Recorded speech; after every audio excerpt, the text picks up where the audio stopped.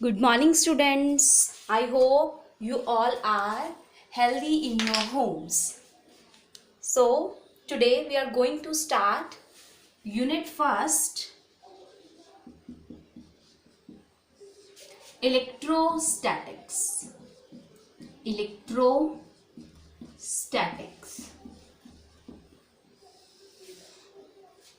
Electrostatics. हाँ जी बच्चे, सारे बच्चे अपनी नोटबुक पे जिस पे भी आप कर रहे हो नोट्स बना लेना, ताकि आप कोई भी बुक जब पढ़ोगे, ठीक है, कोई भी कंसेप्ट आप पढ़ते हो तो आपके साथ में कंसेप्ट क्लैरिटी भी हो जाए, ठीक है, और आपको अंडरस्टैंडिंग हो जाएगी। और जहाँ पे भी कोई भी क्वेश्चन आता है, ठीक है, या कोई न्यूमेरिकल आता है, उसे पॉज करके खुद से ट्राई करने की कोशिश करनी है।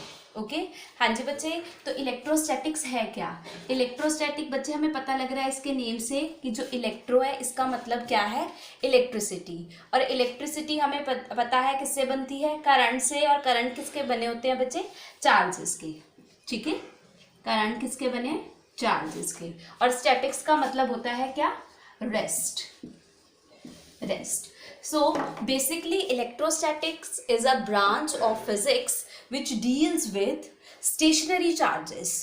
ठीक है बच्चे, वो फिजिक्स की ब्रांच है ये इलेक्ट्रोस्टैटिक्स, जो स्टेशनरी चार्जेस के साथ क्या करती है? डील करती है। स्टेशनरी चार्जेस बच्चे क्या? जो चार्जेस क्या होते हैं? Charges at rest. अब हम सबको पता है बच्चे कि जो मोशनल चार्जेस हैं क्या बनाते हैं? करंट बनाते हैं। ठीक है, और करंट के तो हमारे बहुत सारे यूजेस हैं। क्या बच्चे हमारी डेली लाइफ में जो इलेक्ट्रोस्टैटिक्स है इसके भी कोई यूज है? तो देखो एप्लीकेशन क्या आएगी इसकी? Application of rest charges. You all know, जब आप छोटे बच्चे थे, ठीक है, 7th 8th में आपने पढ़ा होगा, ठीक है, क्या? थंडरिंग लाइटनिंग, ठीक है, तो वहां पे आ जाता है थंडरिंग एंड लाइटनिंग, वहां पे इसका यूज आ जाता है। और बच्चे capacitor use in radio, capacitors use in radios. ठीक है बच्चे, कैपेसिटर बच्चे होते क्या है ये हम नेक्स्ट चैप्टर आएगा उसमें पढ़ेंगे। ठीक है, वैसे आप सबको थोड़ा बहुत अंदाजा तो होगा कि कैपेसिटर होते क्या है। ठीक है, फैंस वगैरह में भी लगे होते हैं। ठीक है, कैपेसिटर्स, तो कैपेसिटर यूज इन रेडियो। और बच्चे जो फोटोकॉपी की मशीन होती है, फोटोकॉपी करते हैं जिससे, ठीक है, फोटोकॉपियर मशीन, उसमें भी किसका प्रिंसिपल यूज किया जाता है? इलेक्ट्रोस्टैटिक का। Photocopier machine etcetera. इसी तरह जो इलेक्ट्रोस्टैटिक है उसके भी बहुत सारे एप्लीकेशन है हमारी डेली लाइफ में। लाइक का मूविंग चार्जेस की जगह इसके भी बहुत सारे एप्लीकेशन हमारी डेली लाइफ में यूज होते हैं। Okay, you all got it? ठीक है, किसी भी बच्चे को कुछ भी ना समझ आए तो मुझे पर्सनली मैसेज करके वो पूछ सकता है, या ग्रुप में मैसेज छोड़ के मुझे पूछ सकता है। ओके बच्चे, हाँ जी। अब तो बेसिकली यहाँ पे हम बात कर रहे हैं किसकी? चार्जेस की। तो चार्जेस बच्चे, चार्ज है क्या? What is charge? चार्ज होता क्या है? क्या है बच्चे? सबको पता है कि चार्ज क्या होता है? Charge, what is charge? What is charge? तो चार्ज बच्चे क्या है? Charge is intrinsic property of matter. Charge is intrinsic property of matter. Matter की इंट्रिंसिक प्रॉपर्टी को बोलते हैं चार्ज। अब बच्चे आपको पता है कि इंट्रिंसिक क्या होता है? इंट्रिंसिक क्या है? जिसको आगे तोड़ा ना जा सके। ठीक है, इंट्रिंसिक बच्चे क्या होता है? जिसके अंदर कुछ ना हो या आगे तोड़ा ना जा सके, नथिंग इनसाइड। ठीक है, अब हमें पता है कि जैसे एटम है, एटम में क्या? Atom consist of a particles like a electron. ठीक है, इलेक्ट्रॉन, प्रोटॉन, न्यूट्रॉन। ठीक है, और न्यूट्रॉन में क्या होता है? चार्ज। चार्ज को क्या आगे तोड़ा जा सकता है? नहीं। तो क्या है? Charge is a intrinsic property of matter. Okay, और हम इसे डिनोट करते हैं किससे? क्यू से। ठीक है बच्चे, किससे डिनोट करेंगे? क्यू से। ओके, तो चार्ज की एसआई यूनिट सबको पता है कि क्या होती है चार्ज की एसआई यूनिट? सबको पता है कि चार्ज क्या है? एक scalar quantity. Charge is a scalar quantity. Okay, now what is the SI unit? The unit of charge is coulomb. Charge के यूनिट बच्चे हमारे पास क्या होते हैं? कूलम। ओके, अब चार्ज होता कितनी तरह का है? सबको पता है कि चार्ज कितनी तरह का होता है? दो तरह का होता है, positive charge and second one is a negative charge. Positive charge बच्चे किस पे आ जाएगा? हमें पता है कि पॉजिटिव चार्ज प्रोटॉन पे, पॉजिट्रॉन पे, ठीक है, इन पे क्या है? Positive charge. और नेगेटिव चार्ज इस पे इलेक्ट्रॉन एक्सेट्रा पे, ठीक है बच्चे। तो क्या है ये? This is a charge, this is all about the charges. Okay, now the next one is charge always comes with mass. बच्चे जो चार्ज है हमेशा ही किसके साथ आता है? मास के साथ, ठीक है। हाउ? अब हमें पता है कि जो एटम्स है, एटम पार्टिकल के बने होते हैं, ठीक है। पार्टिकल बच्चे क्या? लाइक अ इलेक्ट्रॉन, ठीक है। इलेक्ट्रॉन का अब हम सबको पता है क्या होता है? मास होता है, ठीक है। तो हम क्या बोल सकते हैं? Charge always come with mass. Charge always comes with mass.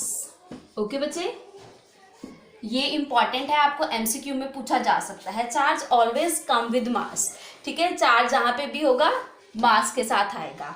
And mass depends upon, मास किस पे डिपेंड करता है बच्चे? मास डिपेंड्स अपॉन स्पीड। आप सबने ये वाली इक्वेशन देख रखी होगी कि अगर हमने किसी चीज का मास फाइंड आउट करना है तो उसके लिए इक्वेशन क्या आ जाएगी? M naught under root 1 minus v square over c square. Okay बच्चे, तो मास देखो किस पे डिपेंड कर रहा है? स्पीड पे, वेलोसिटी पे, ठीक है। But charge does not depend upon the speed, ठीक है। तो क्या लिख सकते हैं हम? Charge is independent of, charge is independent of speed, ठीक है बच्चे। चार्ज है जो स्पीड पे डिपेंड नहीं करता है। ओके, सबको समझ आ गया बच्चे? नाउ नेक्स्ट वन बच्चे, जो चार्ज है उसकी प्रॉपर्टी, तो सारे हेडिंग लगाओ। नेक्स्ट है हमारे पास basic properties of, basic properties of charge, ठीक है। Basic property of charge. Charge की बेसिक प्रॉपर्टीज बच्चे क्या होती हैं? 3 बेसिक प्रॉपर्टी हैं इसकी। First one is a additive in nature, additive in nature. Second one बच्चे है कंजर्वेशन। हम 1 बाय 1 करेंगे इसको, conservation. And third one is a बच्चे क्वांटाइजेशन, जो आपने पहले नहीं सुना, क्वांटाइजेशन, ठीक है। तो 1 बाय 1 करते हैं बच्चे। फर्स्ट वन करते हैं हम एडिटिव इन नेचर, ठीक है। How it is additive in nature? सारे बच्चे ध्यान देंगे, ठीक है बच्चे। जो चार्ज है वो क्या है? अगर हम देखो बच्चे, सिस्टम है यहाँ पे, ठीक है। पहली बात, यहाँ पे जो चार्ज लेके चलेंगे बच्चे, वो कैसा चार्ज होगा? पॉइंट चार्ज होगा, ठीक है। तो यहाँ पे मैं पॉइंट चार्ज कंसीडर कर लेती हूँ, ओके। तो जो सिस्टम में चार्ज है, ठीक है, Q1, Q2, Q3, Q4, Q5। अब हमने देखना है कि सिस्टम पे चार्ज कितना है, ठीक है। तो टोटल चार्ज देखना है। तो टोटल चार्ज बच्चे क्या आ जाएगा? Algebraic sum of all the charges, algebraic sum of all the charges, ठीक है, जितने भी बच्चे चार्जेस हैं उन सबका क्या आ जाएगा, एल्जेब्राइक सम। ओके, तो ये हमारे पास कुछ भी वैल्यू अगर आपको दी हुई है, जैसे मान लीजिए सपोज Q1 की वैल्यू आपको दी हुई है 2 माइक्रोकूलम, ठीक है, Q2 की वैल्यू आपको दी हुई है -3 माइक्रोकूलम एंड Q3 की वैल्यू आपको दी गई है 5 माइक्रोकूलम, ठीक है। तो हम मानते हैं कि इसमें 3 ही चार्ज है सिस्टम में, तो टोटल चार्ज कितना आ जाएगा, देखो बच्चे, टोटल चार्ज Q1 कितना है हमारे पास 2 माइक्रोकूलम प्लस 2 -3 प्लस 5, आंसर मुझे बताओ कितना आएगा, -1 plus 4 is equal to 4 microcoulomb. तो इस सिस्टम पे बच्चे कितना चार्ज आ गया हमारे पास, कितना, 4 माइक्रोकूलम। तो that's why we can say that charge is basically additive in nature. सबको समझ आया? ओके बच्चे, लिख लो। नेक्स्ट वन प्रॉपर्टी पे चलते हैं बच्चे। Next one property is a conservation of charge. ये तो सबको ही पता है बच्चे, ये क्या है, एक फंडामेंटल लॉ है। जैसे फंडामेंटल लॉ था मास के लिए, law of conservation of mass, ठीक है, ऐसे ही चार्ज के लिए भी क्या है, फंडामेंटल लॉ, ठीक है। तो चार्ज भी क्या रहेगा, कंजर्व रहेगा, ठीक है। तो इसके लिए भी हम कंजर्वेशन के लिए क्या लिख सकते हैं, लिखो सारे, conservation of charge, second point आ जाएगा कंजर्वेशन। इसमें किसको कंजर्व करना है हमने, कंजर्वेशन ऑफ चार्ज। तो इसमें हम क्या लिख सकते हैं बच्चे, charge can neither be created nor destroyed,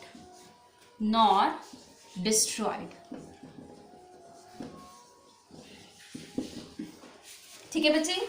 charge को ना ही तो हम क्रिएट कर सकते हैं और ना ही हम डिस्ट्रॉय कर सकते हैं, ठीक है। तो चार्ज क्या रहता है, हमेशा कंजर्व रहेगा, क्या रहेगा, कांस्टेंट रहेगा।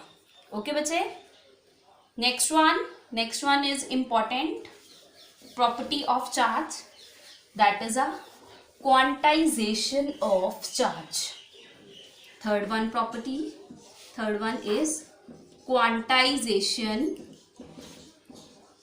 Quantization of charge. हाँ जी बच्चे, अब क्वांटाइजेशन ऑफ चार्ज से क्या मतलब है बच्चे, क्वांटाइजेशन का मतलब क्या है, कोई भी चीज हमें क्या मिले, फिक्स्ड क्वांटिटी में मिले, ठीक है, अवेलेबल इन फिक्स्ड क्वांटिटी, ठीक है। यहाँ पे किसकी बात चल रही है, चार्ज की।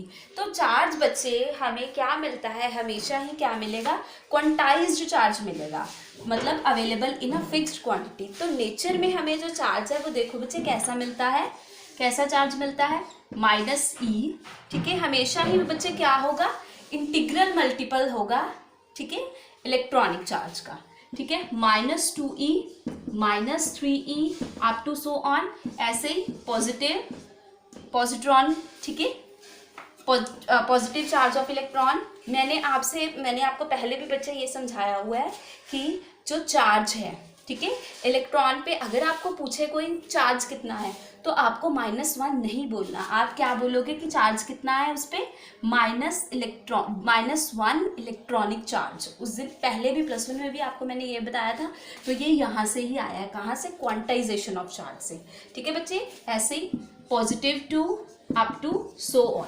तो देखो बच्चे, चार्ज की हमें यहाँ पे क्या मिल रही है, एक फिक्स्ड क्वांटिटी मिल रही है, ठीक है। तो क्वांटाइजेशन ऑफ चार्ज हमें क्या मिल रहा है, ±NE, n इज बच्चे इंटीजर, ओके। तो हमारे पास क्वांटाइजेशन ऑफ चार्ज का जो फॉर्मूला है बच्चे, that is important. Quantization of charge हमें क्या मिल रहा है, ±NE, this is called the quantization of charge. Okay बच्चे, तो हमारे पास इस E की वैल्यू सबको पता है कितनी होती है, इलेक्ट्रॉनिक चार्ज की वैल्यू हमारे पास कितनी होती है बच्चे, 1.6 × 10⁻⁻19 कूलम, ओके। तो जितना भी हमारे पास चार्ज है इंटीग्रल मल्टीपल होगा इलेक्ट्रॉनिक चार्ज के। Okay, so that is called a quantization of charge. Okay बच्चे, हाँ जी। Next one is ways to charge. Ways to charge सारे लिख लियो। क्या आ जाएंगे, हम कैसे किसी भी मटेरियल को, ठीक है, चार्ज कर सकते हैं। नेक्स्ट वन इज, अब जो फ्रैक्शनल मेथड है तुम पढ़ते थे थंडरिंग वाला बच्चे, ठीक है, लाइटनिंग वाला, वो आप पढ़ चुके हो, वो आप एक बार गो थ्रू हो जाना, ठीक है, एक बार पढ़ लेना। मैं आपको बाकी के जो मेथड हैं, ठीक है, एक दो वो बता देती हूँ, ठीक है। हाँ जी, first method ways to charge, ways to charge और मेथड टू चार्ज, कुछ भी लिख लो बच्चे, ठीक है। तो फर्स्ट हमारे पास क्या आ जाएगा, कंडक्शन मेथड। कंडक्शन मेथड भी सब बच्चों ने पढ़ रखा है, ठीक है। कंडक्शन मेथड बच्चे, कंडक्शन मेथड में क्या है कि अगर हमारे पास कोई कंडक्टर हो, ठीक है, अगर हमारे पास कोई भी कंडक्टर हो, ठीक है, जिसमें चार्ज हो Q, जिस पे चार्ज हो Q, ओके बच्चे, ये साथ में एक अनचार्ज्ड बॉडी है हमारे पास, uncharged body, uncharged body, and this is a charged body, charged body, okay, charged body. तो देखो बच्चे, अगर दोनों को कांटेक्ट में लेके आया जाएगा, ठीक है, कांटेक्ट, दोनों को आपस में कांटेक्ट में रखा जाए तो क्या हो जाएगा, इसका जो चार्ज है वो यहाँ क्या हो जाएगा, ट्रांसफर हो जाएगा, ठीक है। चार्जेस आर ट्रांसफर, और क्या बोल सकते हैं कि charges are distributed, charges are unevenly distributed, distributed. हाँ जी, अब आप बोलोगे कि इवनली डिस्ट्रीब्यूटेड क्यों नहीं हुए बच्चे, अगर ये वाला जो कंडक्टर, ये वाली जो अनचार्ज्ड बॉडी है, अगर हम इस चार्ज्ड बॉडी के पास लेके आए, ठीक है, इन दोनों का शेप, साइज, ठीक है, मटेरियल अगर बच्चे सेम हो, ठीक है, तो चार्ज क्या हो जाएंगे, इक्वली डिस्ट्रीब्यूट हो जाएगा, ठीक है। If shape, size and material of uncharged body is same as that of charged body,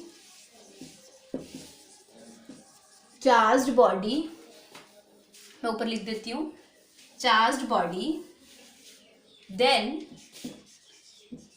charge is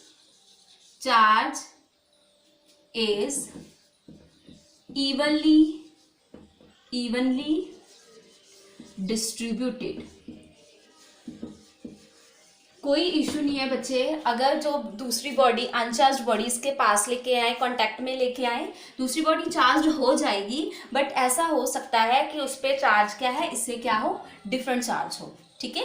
जरूर नहीं है जो इतना चार्ज, बट अनइवनली डिस्ट्रीब्यूटेड होगा, ठीक है। ऐसा हो सकता है कि यहाँ पे कम चार्ज है, यहाँ पे ज़्यादा चार्ज आ जाए, अनइवनली डिस्ट्रीब्यूटेड हो सकता है। बट अगर शेप, साइज और मटेरियल अनचार्ज्ड बॉडी का सेम है as that of the charged body, तो चार्ज बच्चे क्या हो जाएगा, इवनली डिस्ट्रीब्यूटेड हो जाएगा। ओके बच्चे, सारे लिख लो। नेक्स्ट वन देखो बच्चे, नेक्स्ट वन क्या है हमारे पास,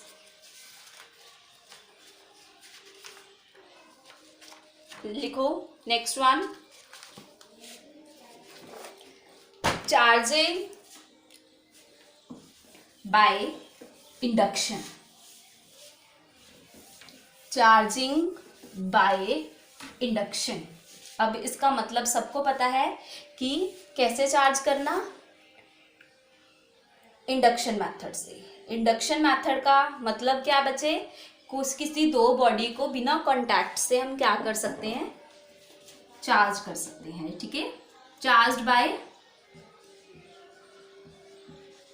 इंडक्शन, चार्ज्ड बाय इंडक्शन। हाँ जी बच्चे, देखो इस इंडक्शन मेथड में, इंडक्शन मेथड आपको पता है, इंड्यूस चार्जेस, ठीक है, चार्जेस को इंड्यूस कर लेना, आप करते हो ना पोलराइजेशन, ठीक है, पोलराइजेशन एग्जांपल आ जाएगी, एक तरफ पे क्या आ जाता है पॉजिटिव चार्ज और दूसरी साइड पे बच्चे क्या हो जाता है नेगेटिव चार्ज आ जाता है, ठीक है। या फिर हमारे पास क्या हो कि कोई अनचार्ज बॉडी हो, कोई भी कंडक्टर हो, ठीक है, उसके पास अगर हम क्या लेके जाए, कोई भी चार्ज कंडक्टर लेके जाएं बच्चे, ठीक है, चार्ज कंडक्टर, तो बच्चे क्या आ जाएगा, वो क्या हो जाएगा अनइवनली चार्ज हो जाए, ठीक है, उसके साथ क्या है कांटेक्ट नहीं करना, नॉन कांटेक्ट, ठीक है, कांटेक्ट नहीं लेके आना बच्चे, नॉन कांटेक्ट। नॉन कांटेक्ट से अगर हम चार्जेस को इंड्यूस करें, उस मेथड को क्या बोल सकते हैं हम, charging by induction. Okay, this is a polarisation, okay, now the next one is important, Coulomb's law, Coulomb's law। हाँ जी बच्चे, कूलम्स लॉ की एक अजम्पशन ये है कि हम जो चार्जेस हैं उसको क्या लेके चलते हैं, पॉइंट चार्जेस, ठीक है। तो मैंने कंसीडर कर लिए दो point charges Q1 and Q2, और इनके बीच में जो डिस्टेंस है बच्चे वो मैंने ले लिया R। whatever they charges are positive, both are positive, both are negative, one is negative another one is a positive। अभी हम चार्ज के जो चार्जेस हैं उन पे पॉजिटिव नेगेटिव की कोई बात नहीं कर रहे, ठीक है, सिर्फ मैंने कंसीडर कर लिया कि ये Q1 और Q2 दो चार्जेस है, उन दोनों के बीच का जो डिस्टेंस है वो क्या है R। अब सबको याद होगा बच्चे, ग्रेविटेशनल फोर्स पढ़ी थी हमने +1 में, ठीक है, ग्रेविटेशनल फोर्स क्या थी हमारे पास, कांस्टेंट, ग्रेविटेशन कांस्टेंट, ठीक है, product of the masses inverse of the square of the distance between them. ये जो फोर्स है ग्रेविटेशनल फोर्स, वो किस पे लगती थी, दो मासेस पे लगती थी। मैंने उस दिन भी आपको यही बताया था जब फर्स्ट यूनिट किया था +1 में, ठीक है, कि इलेक्ट्रोस्टैटिक फोर्स और कूलम्स फोर्स कहाँ पे लगती है, दो चार्जेस में लगती है, ठीक है। तो यहाँ पे हम वही इलेक्ट्रोस्टैटिक फोर्स और कूलम फोर्स पढ़ने जा रहे हैं बच्चे, ठीक है। तो देखो कूलम ने क्या कहा, ये पॉइंट चार्जेस के लिए बच्चे ये फॉर्मूला दिया है हमारे पास। तो जो फोर्स है किसके डायरेक्टली प्रोपोर्शनल है, पॉइंट चार्जेस की, ठीक है, and inversely proportional to the square of the distance between them. तो हमारे पास फॉर्मूला क्या आ गया फोर्स का, इलेक्ट्रोस्टैटिक फोर्स का, ठीक है, क्या आ गया हमारे पास बच्चे, K constant, Q1 Q2 over R square, and this K constant की वैल्यू बच्चे क्या होती है हमारे पास, 1/4 पाई एप्सिलॉन नॉट, और K की वैल्यू इनको सॉल्व करेंगे तो कितनी आ जाएगी, 9 × 10⁹। हाँ जी बच्चे, K की वैल्यू यहाँ पे पुट करेंगे हम, F is equal to 1/4 pi epsilon naught Q1 Q2 over R square. This is called the Coulomb's law. This is called the Coulomb's law. Okay बच्चे, इसको बोलते हैं Coulomb's law। Coulomb's law इसकी क्या है, ये scalar form of Coulomb's law, scalar form of Coulomb's law, ठीक है बच्चे। This one is a K constant of proportionality, constant of proportionality की वैल्यू कितनी आ जाएगी, 1/4 pi epsilon naught is equal to, जब हमने सॉल्व किया इसे तो कितना आ गया, 9 × 10⁹, ठीक है, और ये वैल्यू यहाँ पे पुट की 1/4 pi epsilon naught Q1 Q2 over R square, ठीक है। This is a scalar form of Coulomb's law। Okay बच्चे, हाँ जी। नेक्स्ट देखो बच्चे, अब इस K कांस्टेंट में हमने पढ़ा है एप्सिलॉन नॉट। ये एप्सिलॉन नॉट क्या है, epsilon naught is called a absolute permittivity. Epsilon naught is called absolute permittivity.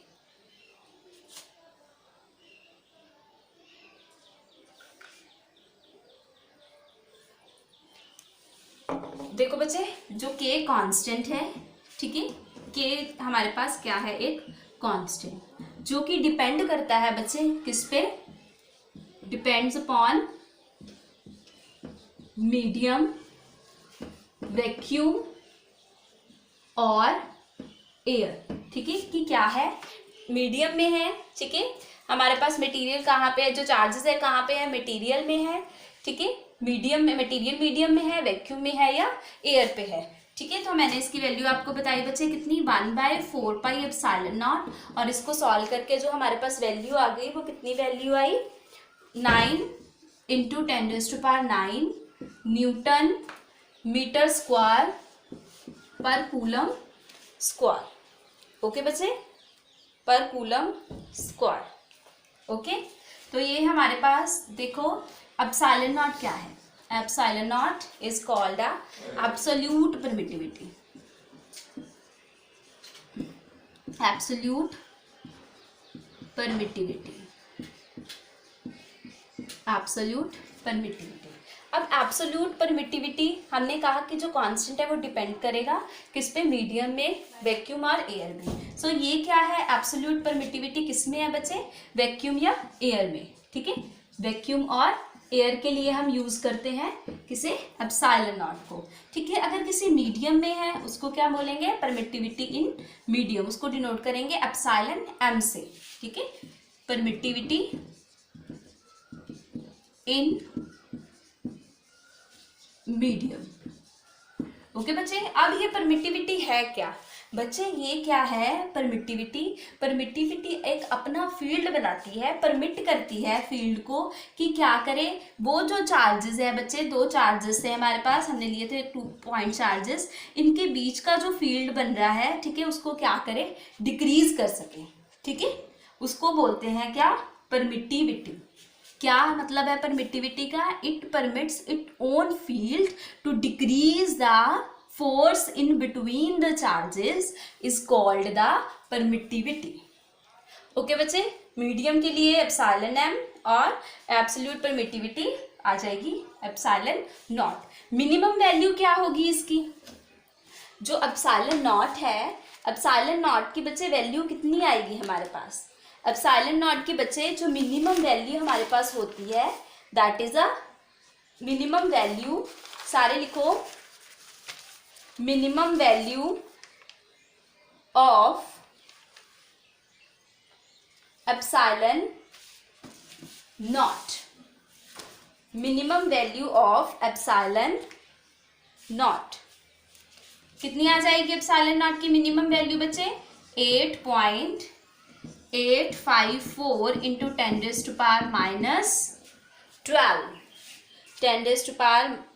10⁻12 coulomb square पर न्यूटन, कूलम स्क्वायर पर न्यूटन मीटर स्क्वायर.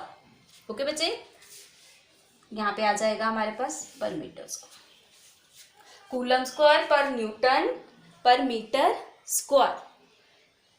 ओके बच्चे,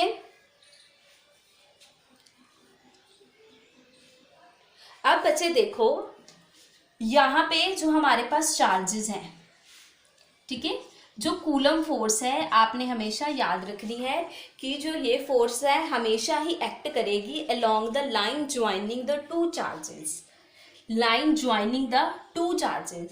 अब आपको बच्चे क्या समझना है, देखो एक हम टेस्ट चार्ज लेके चलते हैं, हमेशा हम टेस्ट चार्ज लेके चलेंगे अब. ठीक है, आगे जितने भी कंसेप्ट करेंगे. तो टेस्ट चार्ज बच्चे होता क्या है, टेस्ट चार्ज क्या है कि एक हम डिनोट करेंगे उसको, टेस्ट चार्ज को क्यू नॉट से. टेस्ट चार्ज बच्चे क्या है, बहुत स्मॉल सा चार्ज है जो कि अपना कोई फील्ड क्रिएट नहीं करता है. ठीक है, बहुत छोटा सा चार्ज है जो कि अपना कोई फील्ड क्रिएट नहीं करता है. ओके बच्चे, इसका मैं आगे आपको बताऊंगी कि क्या आएगा, इंपॉर्टेंस क्या है हमारे पास। ठीक है, अभी हम बात कर रहे थे कूलम्स लॉ में, तो दो चार्जेस लिए थे बच्चे हमने, Q1 एंड Q2। मैंने बोला था कि अभी इन पे पॉजिटिव नेगेटिव हमें नहीं पता कि पॉजिटिव नेगेटिव है, ये दोनों पॉजिटिव है, ये दोनों नेगेटिव है। सो कंसीडर देखो बच्चे, अगर ये पॉजिटिव चार्ज है, ठीक है, इस पे पॉजिटिव चार्ज है, Q1 is a positive charge and Q2 is also a positive charge. Okay, तो देखो बच्चे, पॉजिटिव चार्ज को क्या करेगा, रिपेल करेगा। ठीक है, तो फोर्स कहाँ लगेगी, यहाँ पे, तो इस पे चार्ज ये 1 मान लेते हैं। तो देखो बच्चे, फोर्स लगी फर्स्ट पे ड्यू टू 2, तो कितना आ जाएगा, F12। ठीक है, और इसके लिए हम जो यूनिट वेक्टर लेके चलेंगे वो आ जाएगा हमारे पास R1, फर्स्ट वाले के लिए R1 कैप।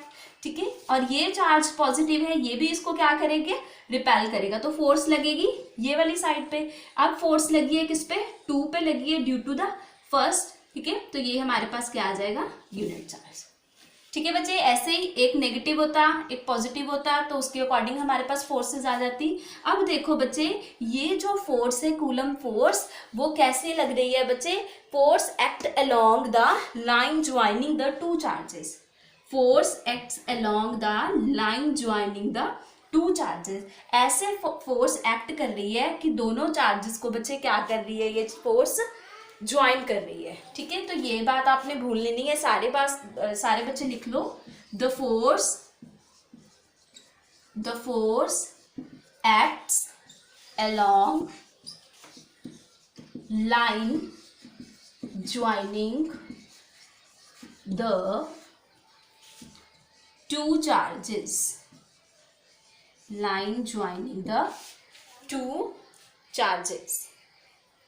ओके बच्चे, सो लिखो नेक्स्ट वन। ये सारा कंसेप्ट आपको क्लियर हो गया। ठीक है, जो कूलम फोर्स है वो पॉइंट चार्जेस के लिए लगी है यहाँ पे। ठीक है, और acts along the line joining the two charges. Okay, सबको क्लियर है बच्चे। तो आगे न्यूमेरिकल आपके लिए सबने सॉल्व करना है। न्यूमेरिकल सारे बच्चे न्यूमेरिकल लिखो। Calculate the magnitude of force, calculate the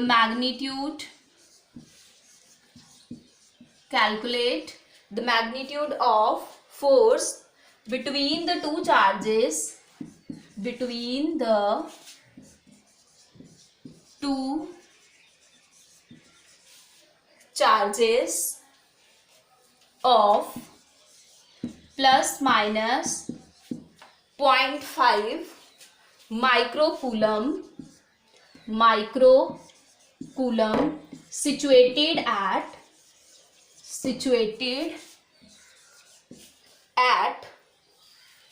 a distance of 10 centimetre apart. तो आपने क्या फाइंड करना है, ठीक है, मैग्नीट्यूड ऑफ फोर्स फाइंड करना है दो चार्जेस के बीच में। ठीक है, दो चार्जेस है प्लस माइनस 0.5 माइक्रोकूलम के, situated at A distance of 10 centimetre apart. ठीक है, तो फॉर्मूला देखो हमारे पास क्या है, F इज इक्वल टू 1/4πε0। आपको सबकी वैल्यू पता है बच्चे, चार्जेस की वैल्यू भी पता है, डिस्टेंस की वैल्यू भी पता है, और आप सॉल्व कर दोगे। ठीक है, 1/4πε0 Q1 Q2 ओवर R। ठीक है, कूलम फोर्स और इलेक्ट्रोस्टैटिक फोर्स। सारे बच्चे सॉल्व करो अपनी अपनी कॉपीज में।